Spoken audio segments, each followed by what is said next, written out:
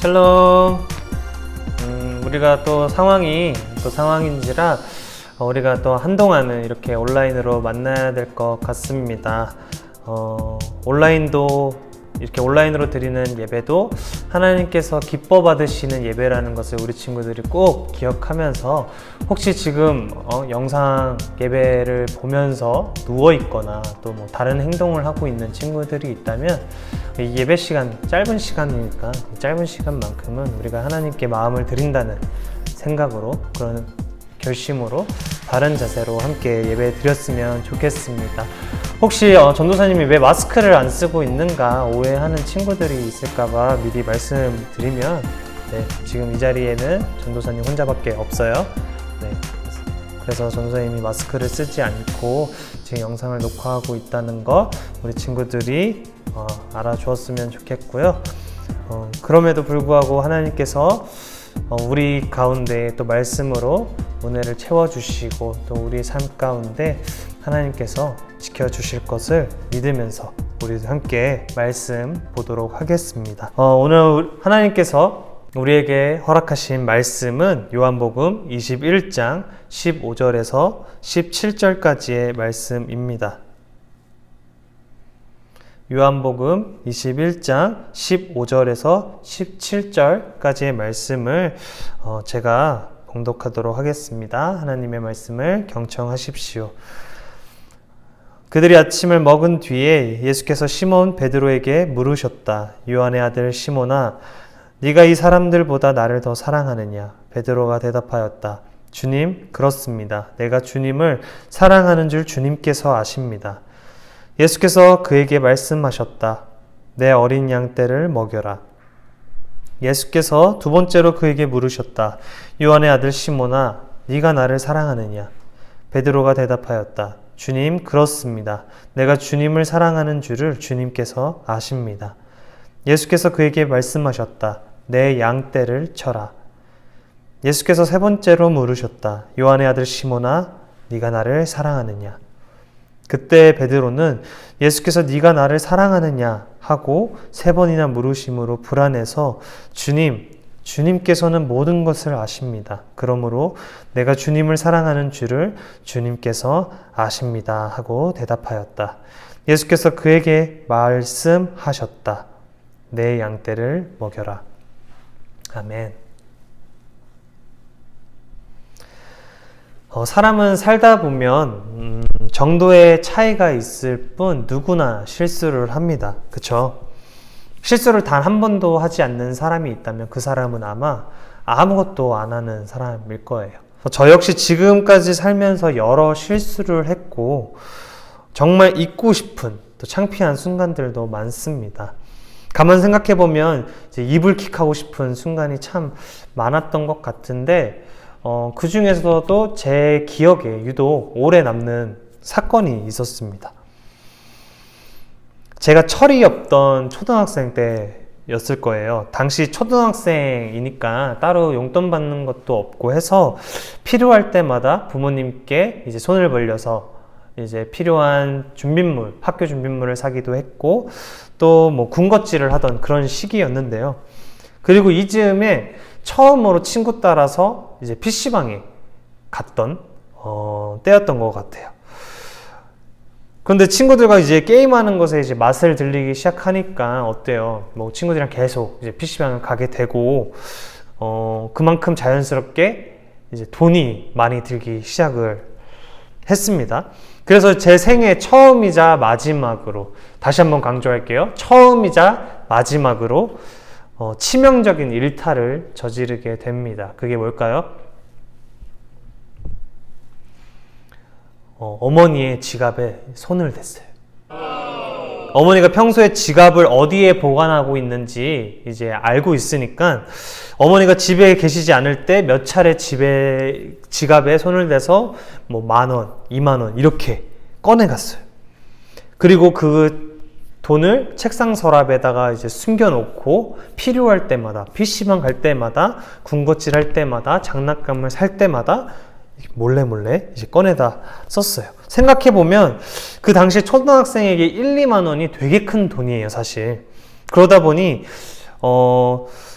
불안하기는 하지만 그 돈을 쓰는 그 순간만큼은 되게 달콤했고 즐거움이 계속될 것만 같았어요.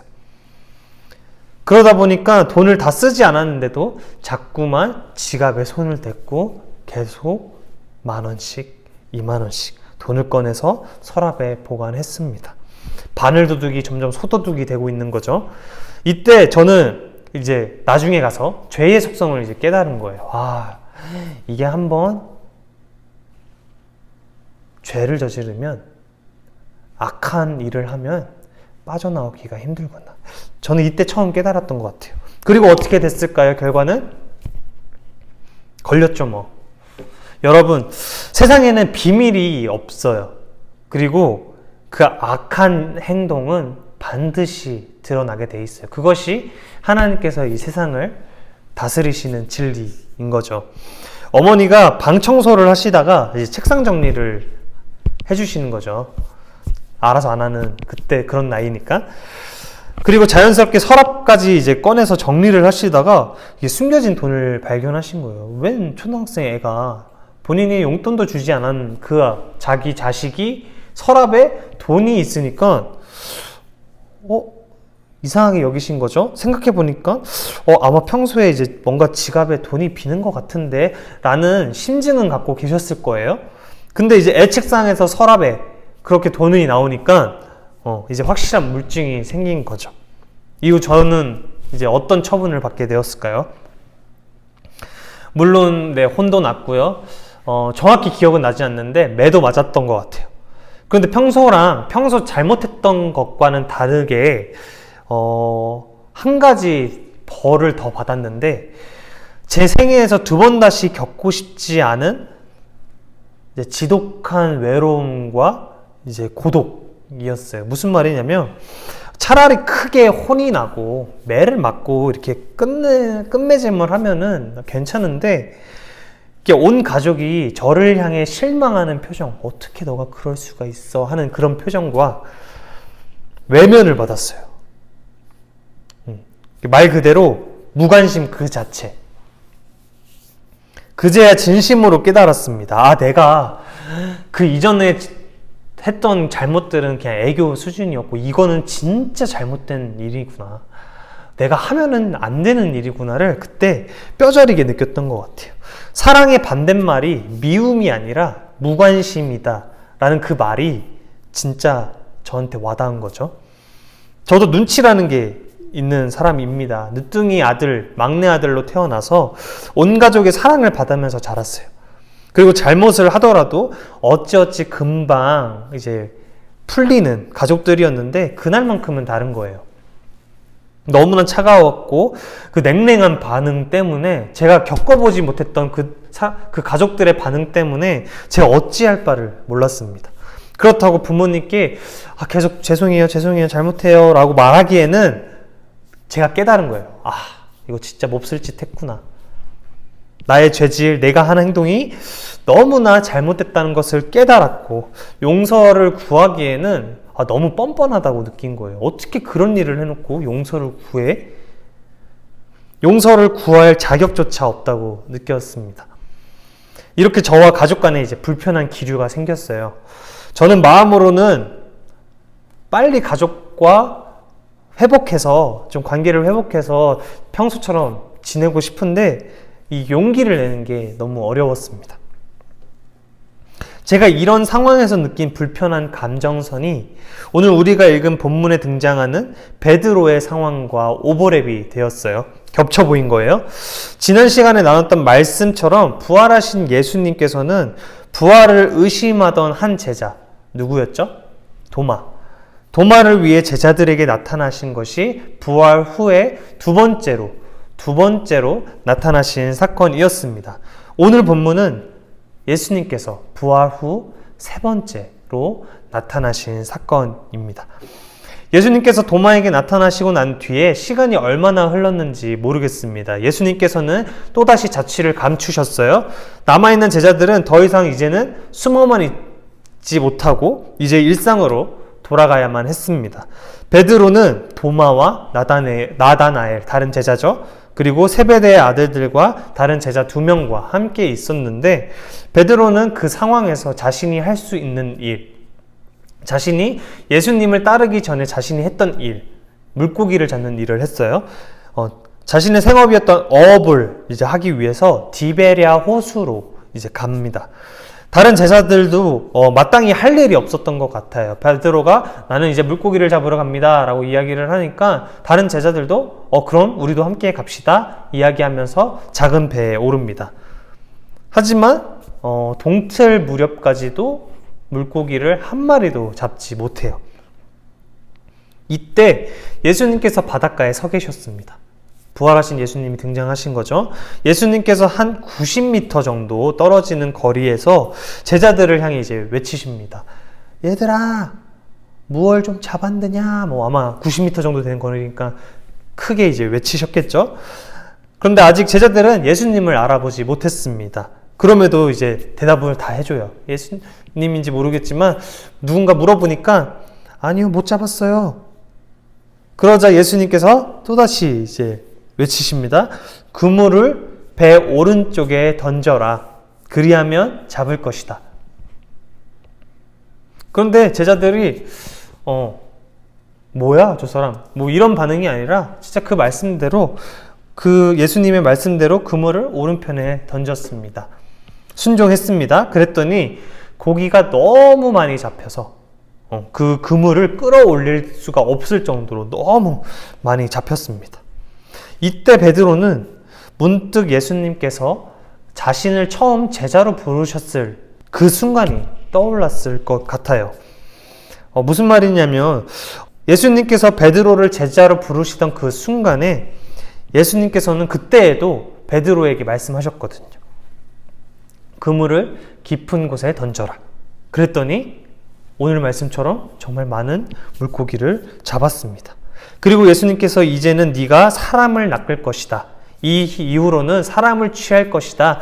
라고 하신 말씀 또한 베드로는 이제 기억을 했을 것 같아요. 지금 상황이 뭔가 익숙하다.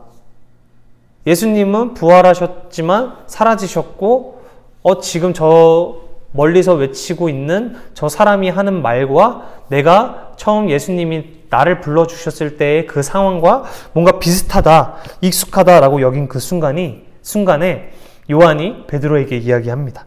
저분은 주님이시다. 저분이 바로 주님이야. 이 이야기를 듣자 긴가민가 했던, 아리까리했던 그 베드로의 마음이 저분은 주님이구나. 겉옷을 벗고 있는 상태였는데 그 이야기를 듣자마자 겉옷을 다시 둘러매고 바다로 뛰어듭니다. 90m 정도 되는 그 거리를 힘차게 헤엄쳐서 갔을 거예요. 예수님을 만나러 가고자 하는 그 베드로의 모습이 여러분 상상이 되시죠? 예수님은 그 모인 제자들에게 숯불에 구운 빵과 생선으로 따뜻한 식사를 대접하십니다. 베드로는 이때 무슨 생각을 하고 있었을까요? 예수님께서 사랑을 베풀고 있는 자리에서 베드로는 아마 지난날에 자신의 잘못을 생각하고 있었을 것 같아요. 왜냐하면 베드로가 했던 말이 있어요.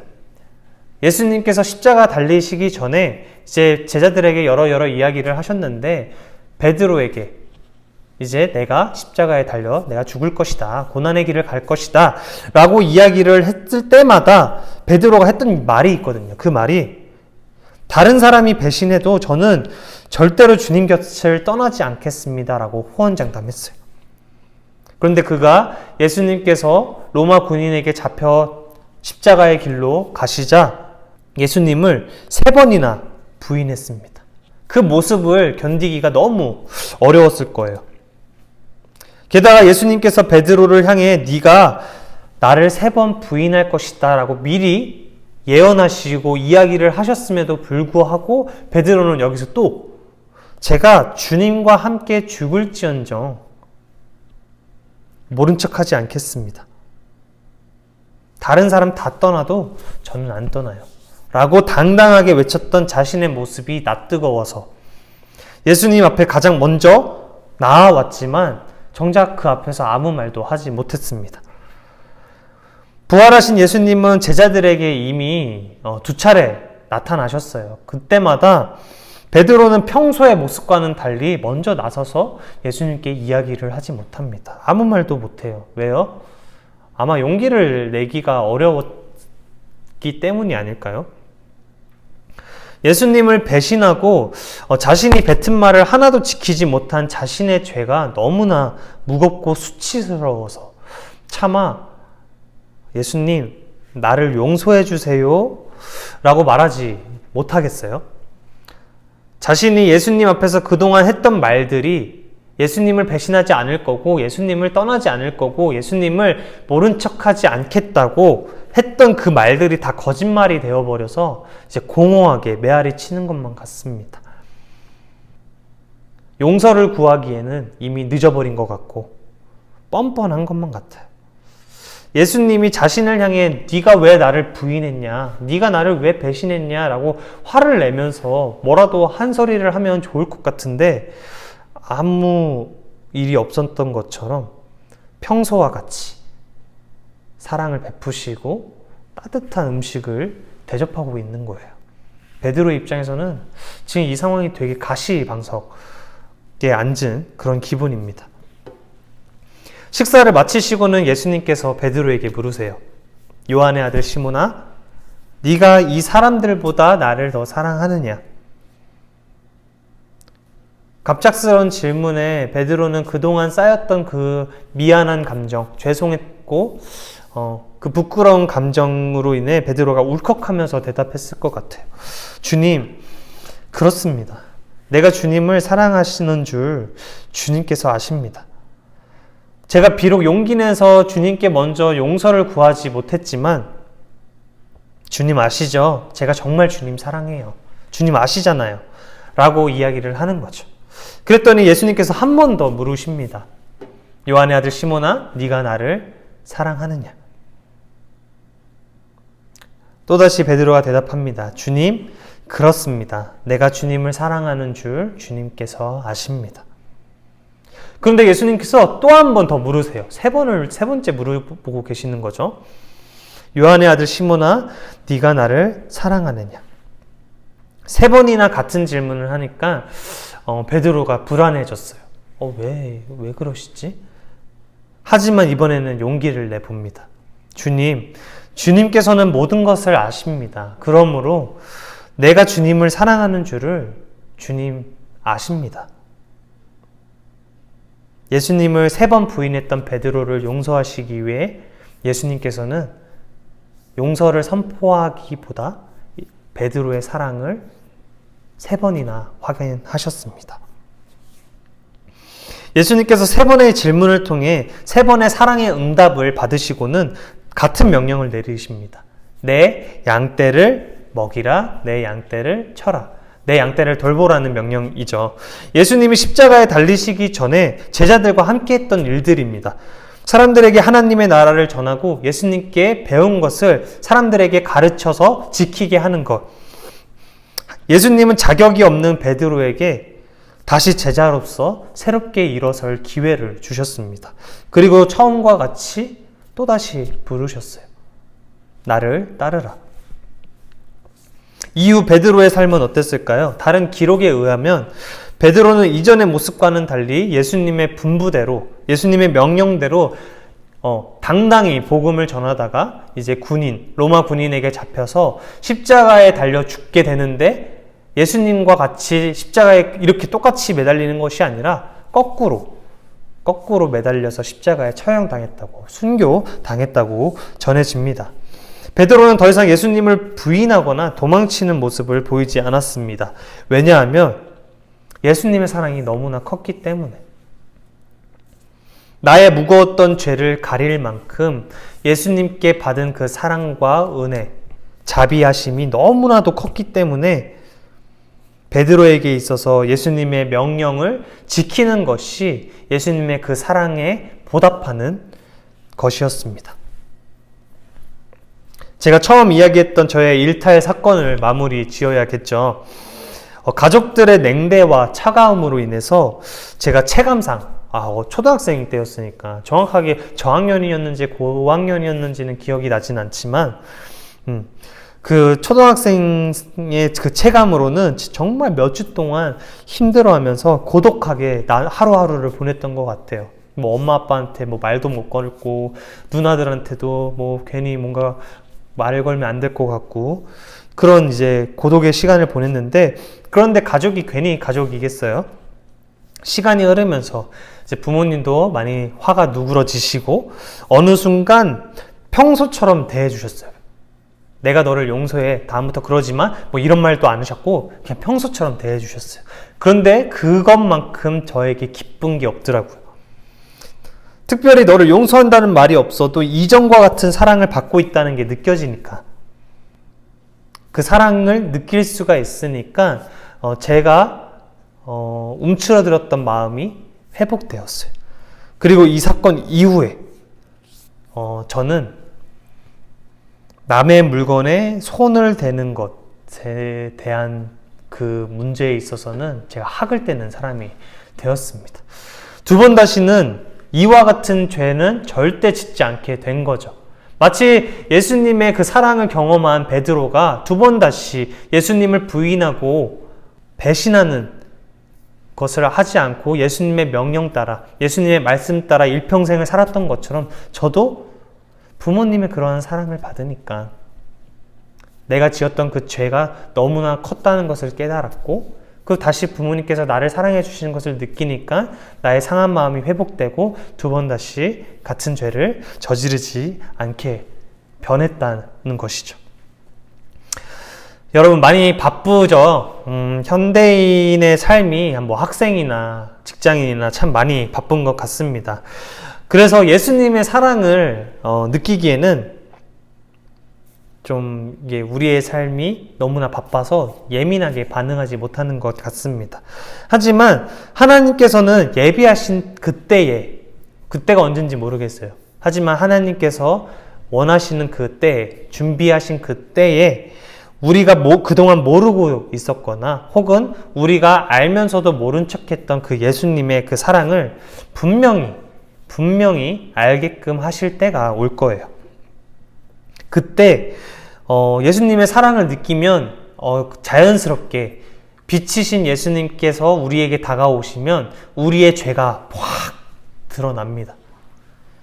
그때 몰려오는 그 죄의 무게로 인해서 마음이 정말 어려워질 수가 있어요. 나는 예수님께 나아갈 자격조차 없고 예수님께 다시 돌아간다고 이 고백하는 것조차, 예수님이라는 그 이름조차 내 입에 올리는 것이 너무나도 뻔뻔하고 나의 모습이 수치스러워서 그 사랑을 받을 자격조차 없다고 느껴질 때가 있을 거예요.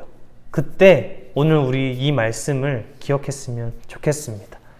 예수님께서는 자신을 3번이나 부인했던 베드로에게 찾아오셔서 용서를 선포하시기보다 베드로의 사랑을 3번 확인하셨어요.